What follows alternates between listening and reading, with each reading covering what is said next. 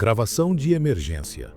Log da Estação de Monitoramento Sigma-7, órbita de Plutão. Data? A data não importa mais. É o final do terceiro dia, ou o começo do quarto. O tempo perdeu o significado. Eles me chamavam de alarmista. Diziam que eu procurava padrões onde não existiam, que minha tese sobre sinais cósmicos de alinhamento era a paranoia de um velho astrônomo. Ah, Deus! Como eu gostaria que eles estivessem certos. Tudo começou com um sutil desvio nas leituras gravitacionais além da nuvem de Oort. Uma perturbação minúscula, um soluço no tecido do espaço. Achei que era um erro instrumental, mas então as estrelas começaram a piscar, não da forma como vemos da Terra, com a atmosfera interferindo. Era como se algo muito, muito grande estivesse passando na frente delas, absorvendo não apenas a luz, mas a própria ideia delas. Chamei de o eclipse silencioso. Não era um objeto, no sentido convencional.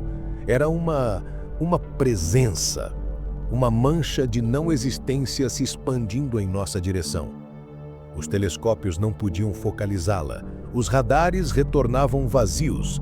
Ela simplesmente apagava tudo em seu caminho. Os primeiros a sumir foram as sondas mais externas. Pioneer, Voyager, seus sinais foram cortados não com um estrondo, mas com um sussurro. Um silêncio absoluto que engolia as ondas de rádio. Então foi a vez de Júpiter, o gigante gasoso, a âncora do nosso sistema solar.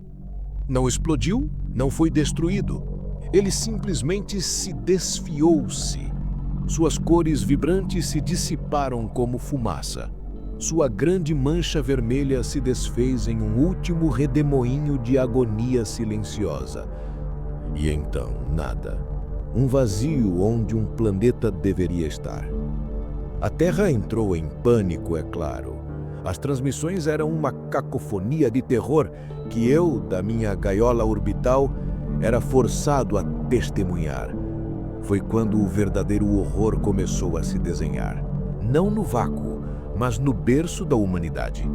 As primeiras transmissões mostravam um ataque aos oceanos. As águas, de repente, tornaram-se de planas, como óleo pesado. As baleias, os grandes leviatãs que cantavam hinos de milênios, emudeceram de uma vez. Seus corpos simplesmente desmancharam na água, não em decomposição, mas em dissolução ativa, como se sua própria biologia fosse desmemoriada. Cardumes inteiros se transformaram em uma pasta esbranquiçada e inerte. Foi a primeira extinção, silenciosa e completa. Então começou com as cidades. New York foi a primeira de que tive notícia. Os arranha-céus não tombaram, eles se desfizeram, andar por andar, como um castelo de areia atingido por uma onda que não era de água, mas de esquecimento. O metal não empenou, ele perdeu sua coerência atômica e tornou-se pó. As pessoas nas ruas, seus gritos não foram cortados, eles foram alongados, distorcidos em um único som de estática orgânica antes de se calarem para sempre. Vi, através de um feed ao vivo que durou segundos preciosos, a ponte de Brooklyn se desfazendo em fios de ferro que se evaporaram antes de tocar o rio, que já não era mais água, mas uma lama cinzenta e sem vida. Londres, Tóquio, Xangai, uma após outra, as grandes capitais do mundo foram sendo apagadas do mapa. Não havia fogo, não havia explosões. Era um apagamento, uma correção topográfica. O Cristo Redentor no Rio de Janeiro não tombou. Ele simplesmente deixou de estar lá junto com a montanha que o sustentava. Os Alpes suíços, tão antigos e imponentes, suavizaram-se como manteiga sob um calor impossível, perdendo sua forma e história em segundos. As últimas transmissões eram as piores. De algumas estações no interior, onde o céu ainda era visível. As aves, todas ao mesmo tempo, em todos os lugares, voaram em formação circular por um instante e então se desintegraram no ar, deixando para trás apenas uma nuvem fina de penas e ossos pulverizados.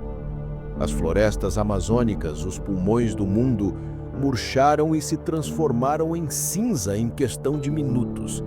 Uma maré de marrom morto se espalhando pelo continente em tempo real. E então, o silêncio. As transmissões da Terra cessaram há 12 horas. Não gradualmente. Pararam de uma vez, como se alguém tivesse desconectado o plugue de toda a humanidade, de toda a vida. Estou sozinho agora. A estação está com sistemas críticos. Consigo ver aquilo daqui. Não é escuridão, pois a escuridão é uma coisa. É a ausência de coisa. Um grande nada com forma, avançando em direção a mim. Marte já se foi. Saturno e seus anéis, tão belos, desvaneceram como um sonho ao acordar.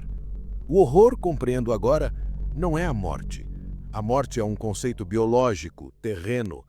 Isso é uma correção, um erro no cosmos sendo apagado.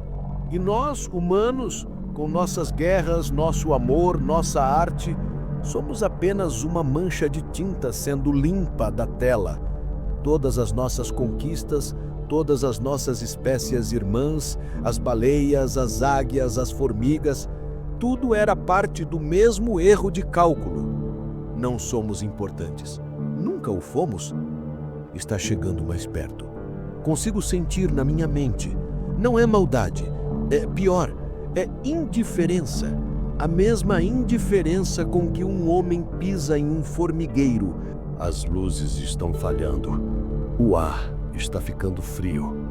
Um frio que não é a ausência de calor, mas a ausência de tudo. É tão quieto.